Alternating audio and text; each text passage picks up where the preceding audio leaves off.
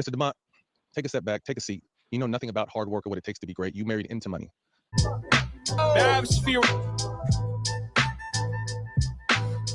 Yes, family. Welcome back.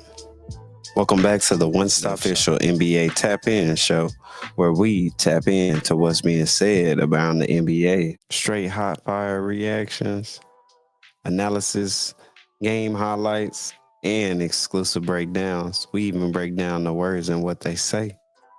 I beg your pardon. I said what they say. I beg your pardon.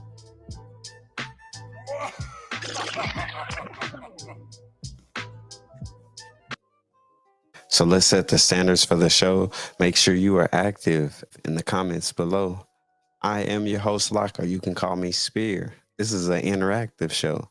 It's built up of a community of basketball enthusiasts. We're not worried about the score, but for the love of the game. And that's facts.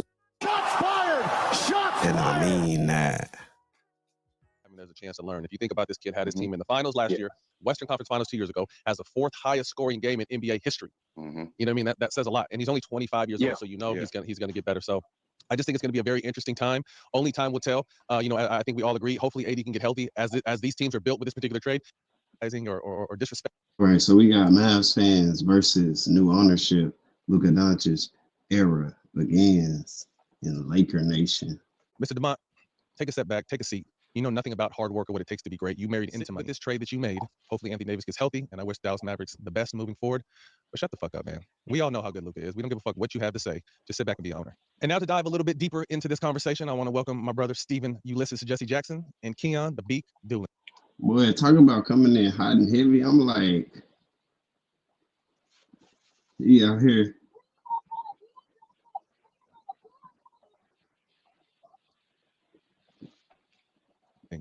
Oh, that's what we're doing today? That's what we on? Hey, obviously, all three of us are very big on respect. And Jack, I'll start with you. What kind of precedence does this start? As a new owner that doesn't really know shit about basketball, kicking Luka on the way out. What are your thoughts when you hear that?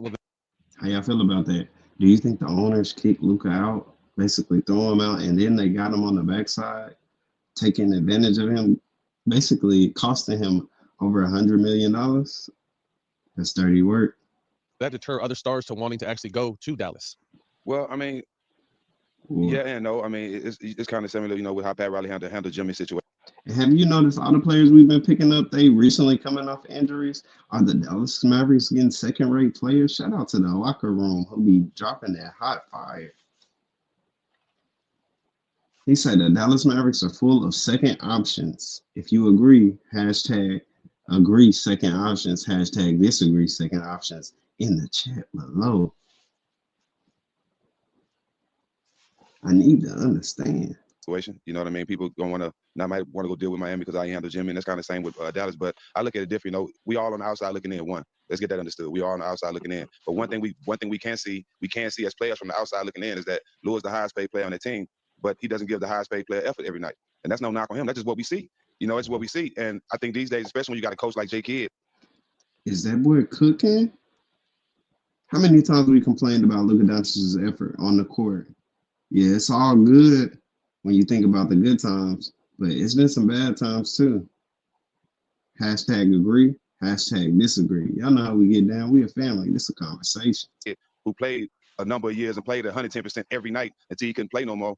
I think, that and with a guy like Nico there. Nico is cool with a lot of the dogs in the NBA. He ain't cool, saying? Everybody, Nico got his respect from real people in basketball, from a lot of the top names, a lot of the dogs. So, when you got a guy like that, especially times are changing, when you got a guy like that, that's possibly going to get 300-something million, and we can't depend on you to be on the court, we can't depend on you to work, we can't depend on you to lead, not just on the court, but in the weight room and practice and stuff like that. Yeah, man, I mean that will bother.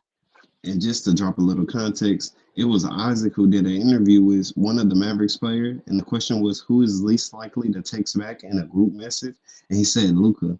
And for you to be the leader of the team, they said he'll show up, but people need that confirmation from the leader to know that this is the plan and you're down with the plan, so they know what's going on when they get there, so they can have the right attitude and mentality to handle the day. Just a little context. Bother some people, you know what I'm saying? Because it would bother me if I own the team and I got to pay you $300 million and you're not leading the way you should lead as far as what I seen from Tim Duncan. He's the first one. Facts, and you only played 23 games, maybe 24 with the one from the Lakers. in the weight room, the last one to lead practice. He gonna lead by example. He gonna make everybody better. That's what you expect from a guy like that. And we all know Luka's not that guy. Is he a great offensive player? He's probably one of the best offensive players we've ever seen play this game. No question. But when you a guy that you ask for $300 million, it's just more is expected from you. To whom much is given, more is much is required. And if you're gonna ask for $300 million, you better go out there, be the first person to practice, the last one to lead. You better be out there playing defense, diving for balls, and being that player they expect you to be. But we all know Luka's not gonna be that guy. So if they're gonna give $300 million to somebody, and when Luka hear this, he gonna be like,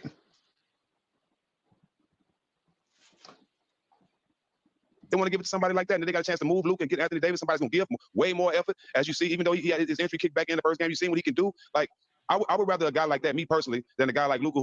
bro, what were your thoughts when AD went down? To hear my reaction, I got a whole live video, my last live, to check it out. And we read the X comments, but the internet is still undefeated. I say they be going in. Who's a bigger worldwide star and a great offensive player, but not giving me everything I need as the star of my team. KD? Yeah, man. I mean, I think this sets precedence. My boy hit the you know it was deep. Right? I think there's a part of it that you know, when you got new ownership, right? You know what I mean? They don't know the lay of the land. They don't know the customs. They don't know the value. But yeah, I don't mind Chico. She be cutting up. But hey, my boy's talking about the lay of the land. Where is he going to a new continent? Of guys, right? They just you know, kind of see it like, you know, as a spectator somewhat. But when you're in it, you know the value of the player. I think this is bad. You know what I mean? In a sense where max players have driven revenue, driven ticket sales, driven fan bases, and Luka has really connected with that city in a way that you hadn't really seen since Dirk. Hey, tell me why I think Luka got his wake up call. Yeah, that special wake up call that my people get, Luka got it. You know, and so I think there's a part of that fan base is hurt, right? But also on the other side, I see that it's a business. It is a business, and ultimately the NBA wins. It's a win-win for the NBA. Now Luka misses out on that supermax, right? He can't get that back, you know, through the CBA, through the collective bargaining, but he'll probably, you know, earn it back with reputation, jersey sales, you know what I mean, and brand equity out in, you know, La La Land, right? But hey, why you call it La La Land? Got me over here like, what be happening out there in La La Land, Playboy? I need to know. Yeah, man, this sets a precedent, you know, for players to be more empowered, right? You know, we got to have that same energy when players make a decision to go to teams that customize their situation, that fit their situation. You know, we got to have a little bit more leniency for when players make the decision, because teams are doing that now, right? We've seen some of the biggest names in basketball come up in trade rumors. This is a trade, an epic trade. It's an epic trade. And ultimately, I still think the game benefits. You know, having our superstars in big markets, having global superstars in big markets, having Luka and LeBron on the same team, and then having AD still good enough in his prime to be an all-NBA player. I need to know if this is how you feel. For me, it won't hit me until Luka is lined up against the Dallas Mavericks. That's when it'll hit me. And he talking mess to our players. It's going to hit different. Have Kyrie, who's a guy who is a bona fide superstar, and have J Kidd and have that experience. They didn't throw it all away, but it also empowers the players to be able to go out and make those decisions when free agency comes, when trade demands comes. Yep. You got to respect it. It's got to be a two-way street. We can't just have it where, you know, ownerships and GMs and presidents can make these decisions, and then players get thrown under the bus for making those same decisions. Mm-hmm. I want to ask you a question after you finish too, Matt. No, I just think at the end of the day, the house always wins. You know, like in the casino, the house always wins. The NBA won 1,000% with Luka going. Let me find out Matt Barnes been listening to me. I've been talking about that casino and how the house always wins ever since last year. Went to the Lakers. Yeah. And Jack, I don't disagree. My only knock is because we've all played it. We were all balls to the wall. You know what I mean? We went out and gave everything. And I think that's one thing that Luka, if there is a knock, that is the knock. Because you've seen him be lazy and complain and not hustle. But I think one thing that'll change about that is being in LA, because the magnifying glass is going to be on you every single day. Every news outlet talks about the Lakers. So you can't hide. And another thing, I mean, really? You got to imagine, Luka Doncic speaks Spanish, so therefore he'll be able to tap into a whole nother market of people. This is not even to make an excuse. I don't feel like Luka outside of Dirk, and Dirk was there 1 year with Luka. He ain't really had no vets to kind of be in his ear. And I think him playing with LeBron, who is his favorite player, and LeBron is someone who leads spokenly, but also, most importantly, by example. And I think that's what's going to wake Luka up. I mean, look, Dallas has always been, and we can all agree, one of the best organizations ran in the NBA. And it almost seems like it's crumbling. I mean, viewership. Do the Dallas Mavericks have culture? And if so, what is it? And if not, what happened to it? Drop it in the comments below. This is an interactive show. Y'all know how we get down. home of the place where we scratch boys up. What was the thing with the viewership? Yeah, Mav TV's over 2,000 subscriptions. They protested before a game.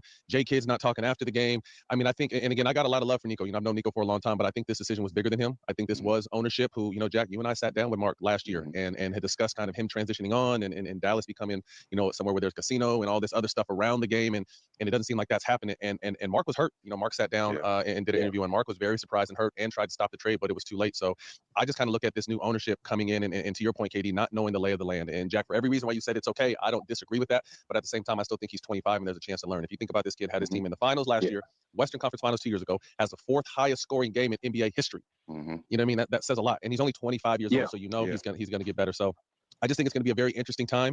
Only time will tell. I think we all agree. Hopefully, AD can get healthy. As these teams are built with this particular trade, to me, Dallas is a better off team as long as AD can get back healthy. Because right now they're built to win. I think we all agree that the long run, the long-term play with the Lakers was, Luka being able to step in those shoes of LeBron and carry the torch for another 10 years. Jack, you said you were going to ask me something.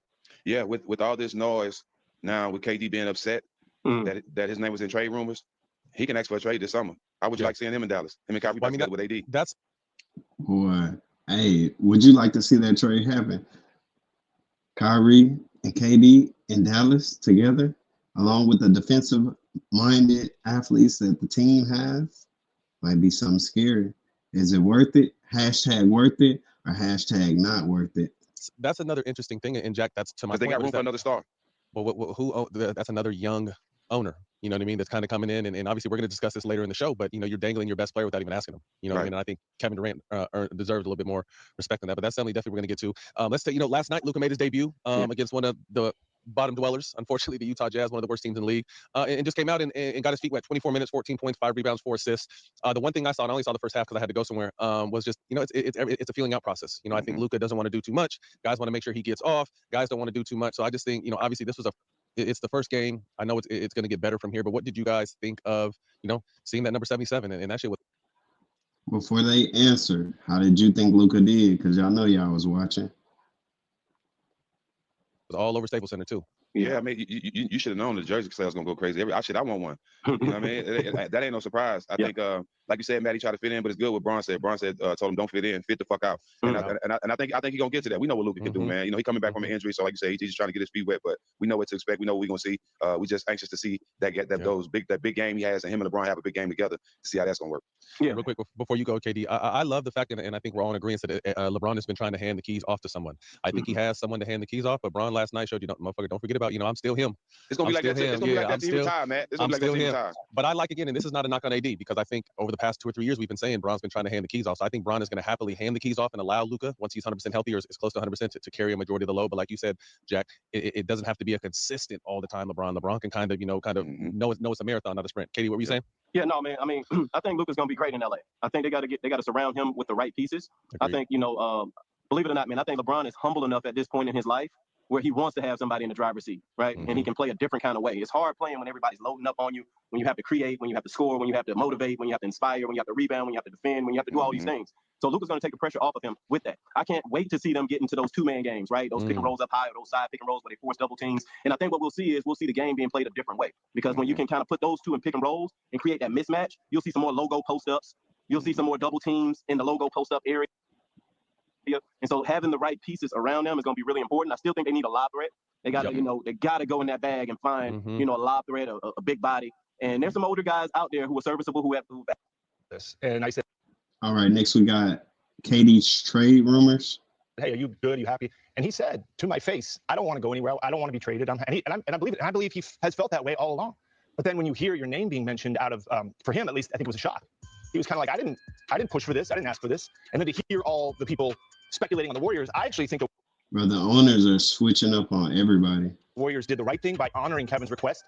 Kevin could have gone anywhere in 2016. Any team he wanted to go to, he could have went to. He went to the Warriors, and he's the only person in that whole equation that took criticism for it.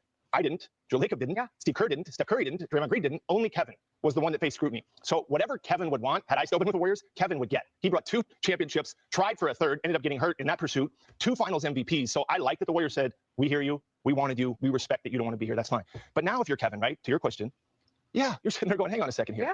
I am doing what you pay me to do. I'm playing basketball. I'm playing at a very good, high rate. And now I hear my name being mentioned. So he's a human being. You know, we try to mythologize. He's a guy. So Kurt, you know him. I mean, you played. I'm not a player. I don't know, but I imagine as a human being, you're kind of shaken up. Talking about how Kevin was completely blindsided, that he was being fished around or shopped around to anybody because he had, hadn't made a, inquiry about wanting to be traded or needed to be traded. He was very content and happy where he was. And actually, our boy Rich Kleiman retweeted that and then deleted it because it just made it seem like KD was happy to be out in Phoenix. But again, my point about these newer owners not understanding the lay of the land. Would we all agree that KD has done enough in this league to, if this is going to be what you want to do, and I respect it because, as you said, KD, it is a business, could you at least give me a heads up? Yeah, I agree. They damn so should have gave him a heads up. I mean, goddamn. He didn't have to come there. He had options before he signed with Phoenix. You know what I'm saying? Like, he did y'all solid. And with everything that's going on with Bradley Beal, with everything that's going on with that team, he's the only thing solid. Him and Booker are the only thing you got solid. And two guys that you are lucky to have at the same time. Two of the best shooters ever. Hey, is he cooking? Do you agree with this take? Drop it in the comments. Play the game. So I don't like how they handled it, but I know how KD is. KD's a real one, and he don't like disrespect and shady shit like that. You know what I'm saying? He don't like it. So I know in the back of his mind, I hope in the back of his mind. Let me say, I'm not gonna say I know. I hope in the back of his mind this summer that he get the fuck on and go somewhere. KD gonna run off on the plug. Will we all agree that KD? KD thoughts? Yeah, man. I mean, look, I think there's a certain level of respect and communication, and responsibility that the superstars have attributed to the game. Right? The game got bigger on their watch. The money pile got bigger. The pot got bigger. Our fan base grew on their watch. And so it's like these guys are legendary. Let me find out the NBA had them watching the left hand when they was doing something with the right.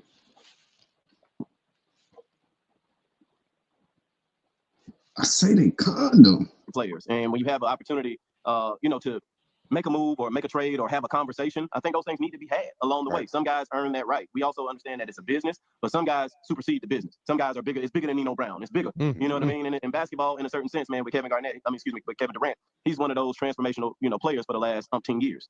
And so, yeah, you do want to have those conversations. And I think they had those conversations, but retroactively after already kind of doing some shopping, and it hasn't worked in Phoenix. It has not worked. It just hasn't worked out. They got a big three. They got some pieces to the puzzle, but it just hadn't all come together. And I don't believe the basketball. Yep. With football over, the NCAA basketball. All right, we're going to tap in and see what's going on with Cooper Flag. It's heating up, some would say, and there's some young prospects that'll be, top of the board in this upcoming draft. Katie, break down who you think the top 5 men's college prospects are in this year's draft. Yeah, man, I think it's a young boy draft. You know what I mean? Like all the guys who I feel like are the top 5 prospects are freshmen. And not to, throw dirt on any of the seniors and guys who've been putting in work in college ball for a while, but man, these young boys, they got the holistic package. I think you have to start that off with Cooper Flag, right? Reclassifying, coming in at 17 years old, putting in work, getting his body in condition. He was cramping early in the season, got an opportunity in the summertime to play against the USA basketball team, showed up. Hey, how y'all feeling about Cooper Flag? Is Cooper Flag legit?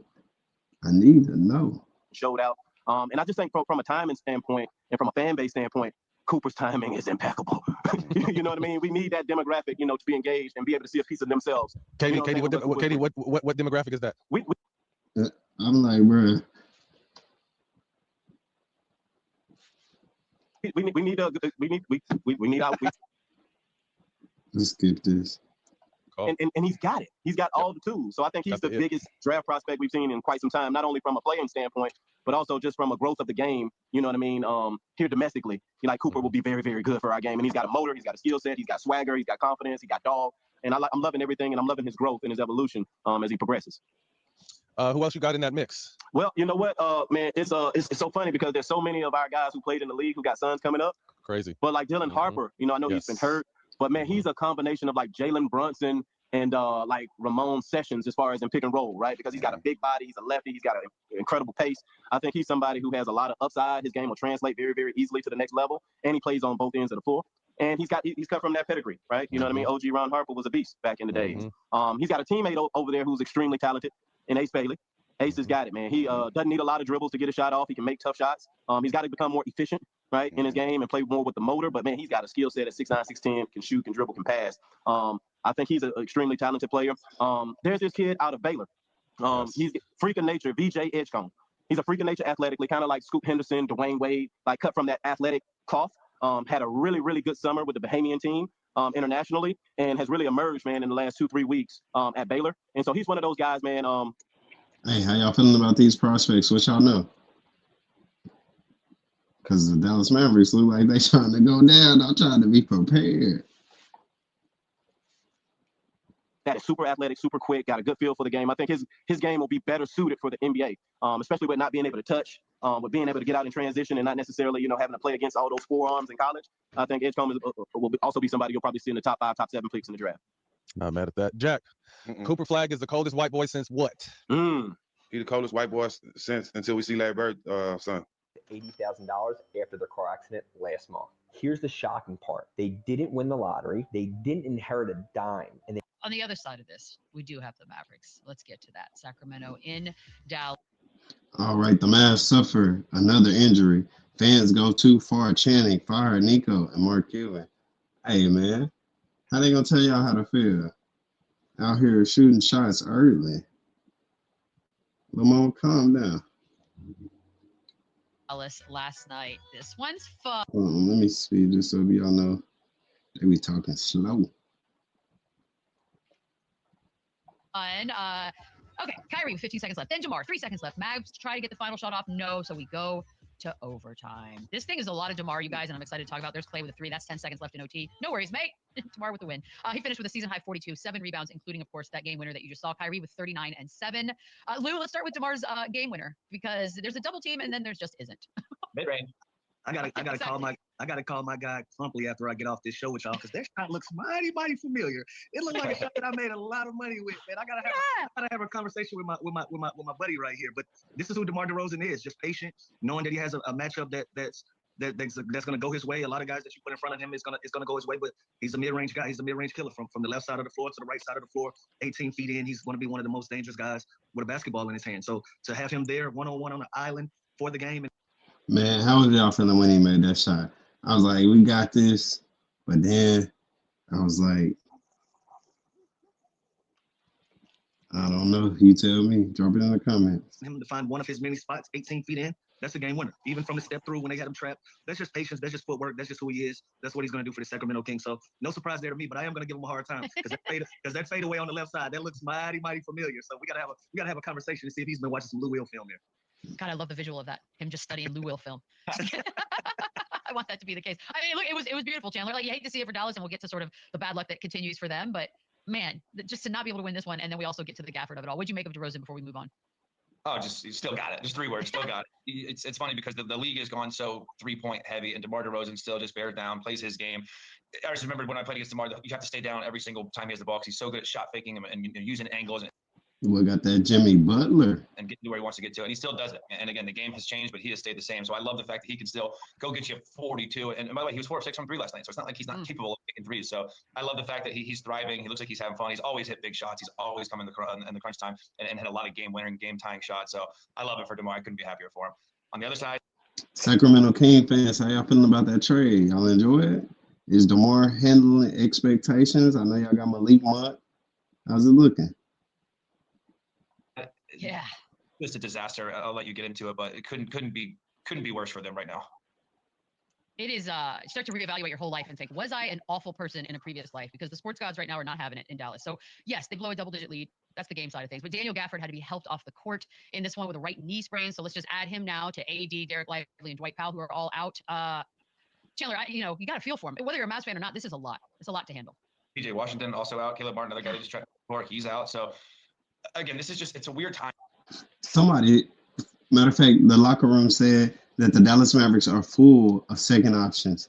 And most of these boys is coming off injury.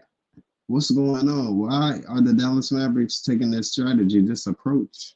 And for the Mavs, right? Because this trade happened out of nowhere. You trade your mega superstar at 25 years old, which never happens, in full secrecy. You trade him for a guy who, by the way, who's been dominant all season long and continues to be great when he's healthy, but he's had a lot of health issues. So it's tough. Your whole fan base has basically turned on you. They're protesting outside the arena. They're beefing up security for the GM because he's getting death threats. Like it's all just from one single just secret trade. Everything's kind of spiraled. We're just talking about a team that was in the finals last year. Talking about a team that's on the rise. They add Klay Thompson. They get PJ Washington and Daniel Gafford, which make them so much better last year. And then it's just like now it's this whole different situation, this whole new team. And it's just the timing of it just did not make sense to me. And now again, you see all that they're hit with the injury bug, and it's just it's tough. It's gonna be tough for them to overcome this. Everything I hear too, Anthony Davis, his injury is a lot more serious than it's led to. They knew about this injury too before and kind of rushed him back to play, and now it's re-aggravated. So it's just not good. I hope they can get healthy, and I hope they can find a way because when they are loaded, they are a great team. They're gonna win a lot of games. But man, it just seems like when it rains, it pours. Nico's been getting like death threats and racial stuff. Yeah, Nico's been getting like death threats and racial stuff thrown his way to where like they literally hired security for him. And like the Will out here like at his house and stuff. Yeah, at his house, not just at the arena. He switched his seat at the games. Like it's like I'm just saying that it seems like a lot, but it just shows you how. Bro, look at Lil Will's face. Come on, Lil Will. Upset. This fan base is just from one move. Everybody got to relax. You know what? I think reignited them being a little upset is Anthony Davis getting hurt because. Yep. No, they were already upset. It was the fact that you traded Luka Doncic in the cover of night like a thief in the night. I said they had the van, the kidnapper man. Y'all know what I'm talking about. When he played that first game, everybody kind of come down like, you know what? We may be okay. We may be okay. This is a great start. Then boom, he gets injured. Now you lose the game in overtime. Emotions are running high again. And now I'm hearing that he needs security and he's facing death threats. I thought he was trying to, prove or sway us to the other direction. My boy's talking us off the ledge. On a trade from a basketball, from an NBA game, from doing your job. Come on, Dallas. We got to relax. Well, wait, Lou. There's more. Did you see what happened last night? Let's get into that because fans had signs. They were chanting "Fire Nico." There were signs "Fire Nico." Security was going after some. People got ejected. Jason Kidd. I'm going to just give you everything, and then we're going to react. Jason Kidd didn't speak after the game, as we know. Coaches normally speak after games. Mark Cuban was getting into it with fans who were chanting during Dallas Mavericks free throws. He told him to shut the F up and sit the F down. So,